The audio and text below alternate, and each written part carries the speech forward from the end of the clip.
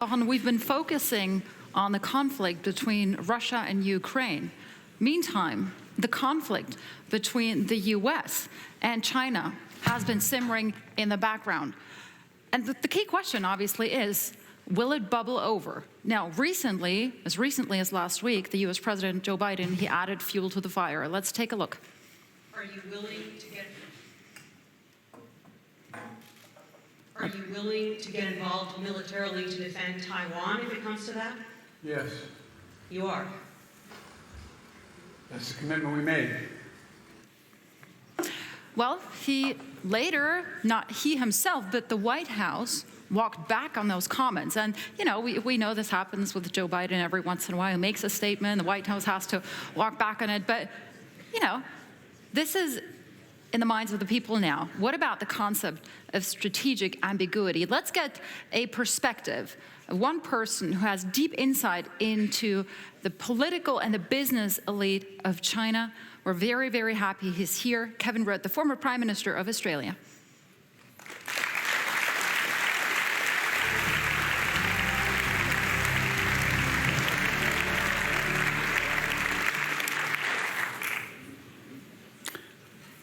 I think I stand here. Good to be with you and with all of our friends here in Switzerland. I've been to this country many times and it's good to be here at Interlaken as well. I first began studying Chinese back in the Mesolithic period, 1976. I once had a real job as an Australian diplomat. That's before I fell down the food chain of life into politics. And since leaving the Prime Ministership of Australia, I've been in the United States, heading an American think tank, the Asia Society, which focuses in large part on US-China relations. And we, the Asia Society, are proud now to have a centre here in Switzerland, in Zurich. I've been asked by the conference to speak about three things. One, what's just been on the screen, which is Taiwan, and where we stand now in terms of China's observations of Russia-Ukraine. Two, where's the Chinese economy now going? And three, how does this come to a political conclusion with the 20th Party Congress in China to be held in November this year, which will decide whether Xi Jinping ends up being leader for life. So these are the three very small topics. Thank you to the conference organisers. It's a bit like giving the history of the Western novel in 4 minutes. So let me try to condense my remarks. On Ukraine and Taiwan, let me stand back a bit and just make a few observations about how China views Russia, because that's the fundamental consideration here for how China will behave in the future in its own hemisphere. The China-Russia relationship is driven by China's deep concerns about its own northern border. It's a very long history, Russia-China, 400 years. And China, the view is, it's far better to have a benign, positive relationship with Moscow than the reverse. For most of their history, they've known the reverse. And there's a reason for that as well. And not only does China therefore not have to worry about its northern defences, which it has for most of its history, it can concentrate all of its strategic energies and resources on its principal strategic adversary in the world, namely the United States. And furthermore, Russia, from China's perspective, provides a reliable long-term supply of energy, resources, and agricultural commodities. And so for those reasons, when China looks at Russia in Ukraine, China sees first and foremost its relationship with Moscow for those abiding strategic reasons. And therefore, that's why China has chosen to be at best silent on what has happened in Ukraine, but in fact providing tacit levels of diplomatic and political support and economic support for Russia during this period. I think when I see so much is written about will China's observation of Russia's military failures in Ukraine cause it to change its long-term strategy towards Taiwan, I'm not persuaded by that argument. The Chinese Communist Party has the absorption of Taiwan into Chinese sovereignty as an article of faith. And for Xi Jinping, if he does become leader for life at the 20th Party Congress this November, he will want to see this realized in his own political lifetime. And my own belief and my own conclusion, having looked at the internal debates within China in some detail, is that his aspiration would be to remain in power as China's paramount leader through until 2035. So what's China's optimal timeline for Taiwan? In my judgment, and much of the analytical community that I'm familiar with in the United States, somewhere in the late 20s and the early 30s. Is China deterred by what they've seen in the Ukraine? No. China would have said to the Russians, you should have been more militarily prepared, and you should have been less vulnerable financially and economically to the inevitable imposition of US and other Western financial sanctions. And China's own preparation for a balance of power across the Taiwan Straits, which is much more decisively in its advantage, and a China which is much more financially and economically resilient against the future inevitable imposition of US sanctions against any Chinese invasion of Taiwan. China's timetabling for the preparation of those two factors lands us into the late 20s and into the early 30s. So I think it's important we have a very clear-eyed view. China will not move on Taiwan tomorrow nor next year, but the end of this decade is barely 7 years ago. 7 years to go. And furthermore, if there is war across the Taiwan Straits, and if the United States intervenes militarily, as President Biden has just suggested they would, then we are into a large-scale war. Not a limited conflict, but a large-scale war. And any scenario planning that I'm familiar with, as having been Prime Minister of my own country, and Foreign Minister of my own country, in looking at Taiwan-related contingencies, there are no limited contingencies. It inevitably expands out to involve Japan and to involve other countries in the region as well. The second point that I've been asked to address today is, notwithstanding the geopolitics above, what's happening with the Chinese economy below? The Chinese economy, for those of you who are engaged with China as leaders of the Swiss business and financial and economic community, the Chinese economy is now grinding to one of the slowest growth rates that we have seen in the period since the end of Tiananmen back in 89-92. And there are several reasons for this. One is partly self-induced and self-inflicted. China under Xi Jinping has changed. I have met Chinese leaders since Deng Xiaoping, Zhao Ziyang, Hu Yaobang, as well as Hu Jintao, right through until Xi Jinping, whom I've met as well. But China under Xi Jinping is quite different. China under Xi Jinping has done three things which are different. The first is that they have moved the centre of gravity of Chinese politics further and further to the left, a reassertion of the power of the party. The second is the centre of gravity of the Chinese economy has also been pushed for ideological reasons to the left. Less room for the Chinese private sector, a reinvention of the role of state-owned enterprises, as well as a new emphasis on new doctrines of what's called common prosperity, which is Chinese Communist Party code language for greater income equality and forced income redistribution. Well, guess what? The Chinese private sector not unlike private sectors in any other country I've ever had anything to do with, they tend to respond badly to changes in those circumstances. And therefore, private sector business confidence is collapsing, private fixed capital investment numbers are down, and because the private sector, by the time Xi Jinping took office, already represented 61% of Chinese GDP, that's why we're seeing a slowing in the growth rate.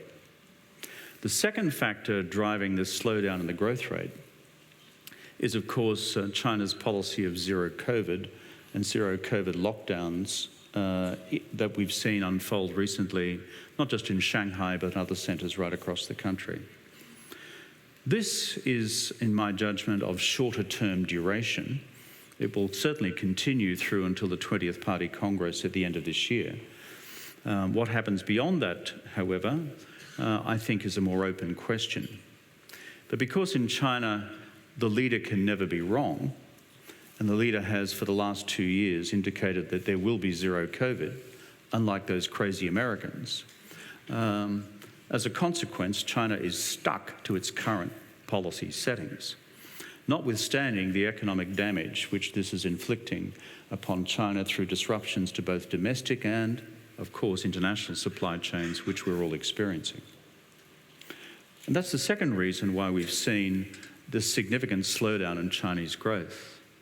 China's economic leaders for the last several months have been working round the clock to try and turn these growth numbers around, because having bad growth by the time you get to the Party Congress in November is also bad politics, particularly if you're up for re-election or reappointment by the Chinese Communist Party.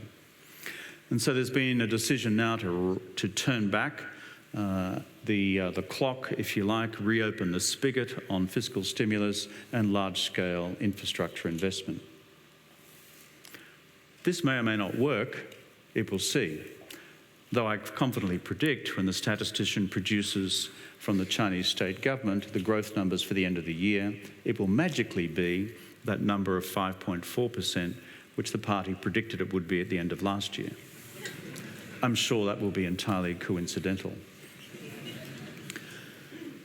But there is a longer-term question for us all, which is, if Xi Jinping is reappointed, and I'll come to that in my third point in a minute, then what will be the future trajectory of Chinese economic policy following the 20th Party Congress for the next 5, 10 or 15 years? And this is a question which those of us in the analytical community are now wrestling with. If he continues down an ideological road, which is pushing again economic policy to the left and providing less headroom for the private sector, given the fact that you already have a population which is peaking and ageing, a workforce participation which is contracting since 2014, and productivity growth bumping along at barely 1%, we begin to enter into a new analytical domain which says, will China inevitably end up as the world's largest economy, as we've long assumed it would be? Or does, in fact, our long-term expectation of China being double or treble the size of the US economy by the end of the 2030s and into mid-century, does that prove to be fanciful? This is a big open question now for those of us in the analytical community. On the third point that I've been asked to address, which is pure Chinese politics, which, given the nature of the Chinese system, is fundamental both to economics and fundamental to foreign policy.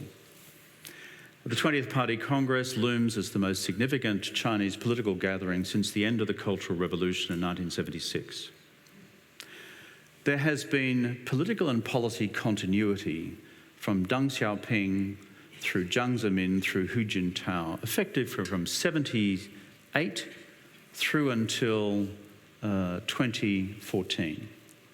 And the overall axiom has been to pursue a policy at home of domestic economic opening and reform, market-based reform, and for China to fully engage in the market economy of the world. Xi Jinping, as I've indicated before, has a different ideological worldview. So this is a highly significant Congress. Will he therefore automatically be reappointed? My own conclusion, as someone whose job in the Australian Embassy in Beijing half a lifetime ago was Chinese Politburo politics analysis, is that he is a 3 out of 4 prospect of being reappointed this November. He has vast control over the internal apparatus of the Chinese Communist Party, the security services, the intelligence services, and the rest, as well as an iron grip over the military. So for those reasons, in terms of having leverage with the central hard instruments of power within a Marxist-Leninist system, is very well placed. But the headwinds on a slowing of the economy, popular discontent over the series of COVID lockdowns, which we've seen bubble up and out through Chinese social media, plus a critique of Xi Jinping in going far too far in his overreach personally with his relationship with Vladimir Putin and the faltering of the Russian campaign in Ukraine, means that he faces these political headwinds as well. It would however, require a major catalytic event to bring that together, bring those forces together in a manner which would challenge the probability that Xi Jinping is reappointed.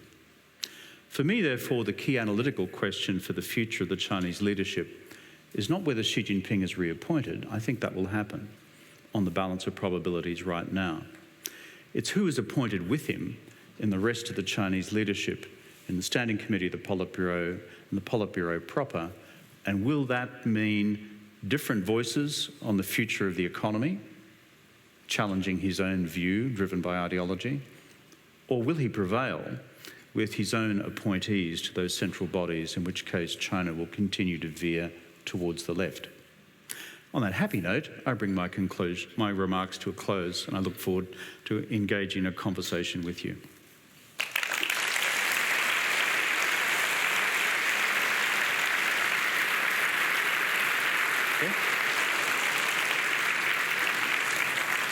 Mr. Rudd, thank you so much for that. I want to kick off with audience questions. And Stephanie's asking, you're painting quite a grim picture of the near future with an invasion of Taiwan basically inevitable. What can we do to prevent war and further geopolitical disintegration in the future? And I should say, this is exactly what the new book is about, correct? So what do we do? Yeah, I've been a busy beaver writing a book in the United States. So I just launched it in Washington last month. So far, it's got a reasonable reception there. And we hosted as the Asia Society's Secretary of State, Tony Blinken, last week, when he launched his own China strategy for the administration. I think 2 things can be done. The first is this. Get through the rest of this decade without crisis, escalation, conflict and war by accident. For this decade, neither side wants it. But there are so many strategic red lines out there at the moment around Taiwan, the South China Sea, the East China Sea involving Japan, the Korean Peninsula, cyber and space, that the risk of a triggering incident is very real. So part of the argument of the book, which we're now putting into Chinese as well, it's into the Chinese system and it's now circulating in Washington, is a concept of managed strategic competition, a joint strategic framework to keep these tensions within guardrails, while still providing enough scope for non-lethal competition, a bit like between the 2 Swiss universities we just heard before, and still scope for strategic collaboration where there are common global interests, like on climate change action. The second part of the logic is, if you can navigate our way through this decade without conflict by accident, then the forces of deterrence applied by the United States and indigenously within Taiwan to create in the minds of the Chinese military leadership sufficient doubt by decade's end that it is too risky to pursue. Mm-hmm. They're the 2 things which I think are most materially relevant to avoiding a war over Taiwan, which would have catastrophic consequences for not just the Indo-Pacific, but for the world. Mr. Rudd, you talked about this concept of an accidental war. And what struck me in your book, very early on, page 13, and to be honest, I didn't read the entirety of the book. I'll get to it at some point. In the summer holidays, probably. The better bits are over here, by the way. I'm quoting this now, but despite his daughter's English language fluency, she himself neither speaks nor reads English, which means that his understanding of America has always been intermediate through official Chinese sources of translation. Now, President Biden doesn't speak Chinese either. You speak the language. How important is it, given the motto, our motto of reaching out, how important is it to speak the same language and for a better understanding so that an accident doesn't happen? Language is useful, and having spoken Chinese now for most of my adult life, in my own dealings with the Chinese leadership, it's essential. I mean, when I've spoken to Xi Jinping, I speak to him in Chinese. And it's a way of getting inside the worldview in a way which, frankly, is more difficult if you're simply projecting from the outside, as a Westerner, what you think the Chinese should think. I say in the book that the two sides are divided by what I describe as mutually assured non-comprehension. And this doesn't help. They have a reasonable familiarity with the strategic cultures of each side, but I am worried about conflict by accident because so many of the incidents which could arise will require snap judgments based on deep perceptions about what the other side will then do.